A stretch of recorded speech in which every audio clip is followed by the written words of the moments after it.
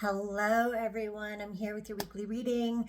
I want to apologize firstly for being late, but it has been crazy busy in all these really beautiful, wonderful ways. So I'm here now, and what we're going to start with is the general sort of theme or energy, and it is the Six of Cups. Now, this is pulling me in the direction of tapping into our past to aid us in receiving inspiration and getting back in touch with hope in the present. So it's not about replicating anything from the past. Sure, there may be facets from the past that you want to retool or otherwise bring into the present, but this is more of an energy of thinking, for example, if you've been facing challenges this week, to thinking back to a time in your life where you faced maybe a similar challenge, maybe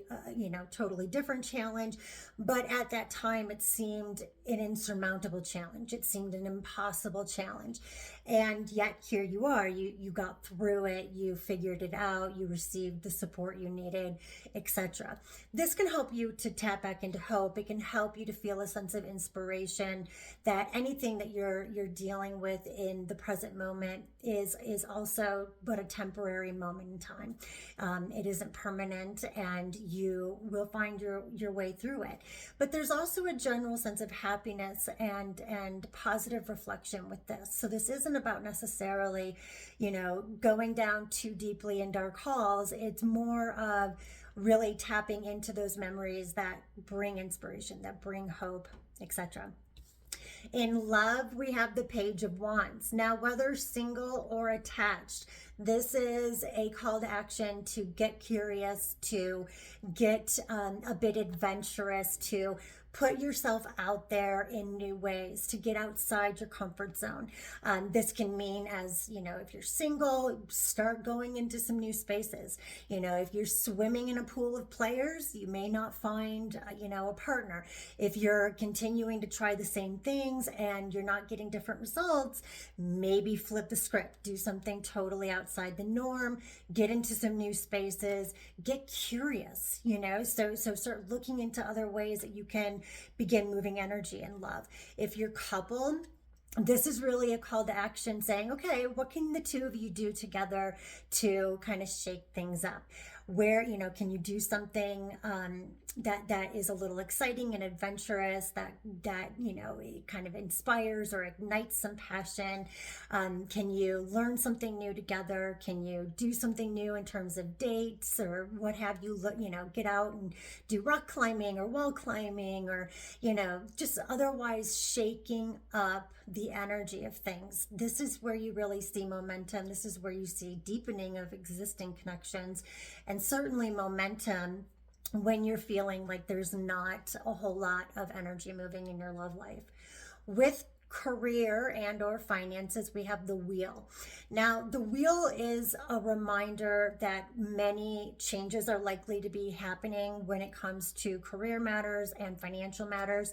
It is not a wise idea to try to, put your finger in the spokes of the wheel to try to control how fast or slow it moves, what direction it's moving in.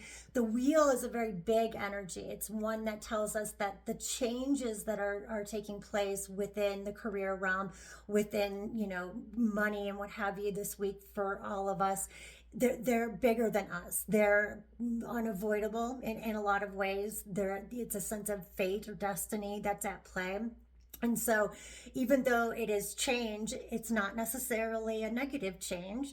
Even if at first you're kind of feeling a bit leery and you're not sure, and maybe even you're convinced it is a negative thing, there's a sense with this that ultimately everything is moving and we're being taken further into our evolution, further into our journey, and ultimately closer to where we are meant to be, where we're meant to be going with regards to our career and regards to our finances. So even those things that feel uncomfortable, maybe there were changes that you weren't expecting, or maybe you don't even want, don't allow your first impression to necessarily be the tone with which you see this whole experience this week. Really give it space to unfold, because I have this feeling that a lot of the changes, a lot of the shifts that are taking place within the career and financial area of our life are ultimately going to prove to be quite beneficial and quite good for us all in the long run. On the bottom of the deck, we have the Queen of Pentacles reversed. Be mindful of greed, be mindful of, being so desiring of certain things that you're moving from desperation, or moving from determination to desperation. Desperation is a resonance or a frequency that is repellent, not one that draws anything to you. And the other thing that's coming through with this is really making sure wherever you're investing yourself, whether this is pertaining to your love life, whether this is pertaining to, your friendships, your career, make sure you're not working for nothing. Make sure that you are getting something for all of the effort. There's nothing sexy about self-sacrificing, especially to a fault. Sure, we all have to be there from time to time, but we are not necessarily meant to take up residence in spaces where we are ultimately giving far more than we receive. We're not to work for nothing this week. So make sure you really have those boundaries in place, and that you're just really making sure that you're showing up for the things and the people that are giving you some sort of return on that investment. It's all about equality and a sense of equity in your involvements this week. So hope this helps you, and I hope you have an amazing week, and I will be back soon. Mwah.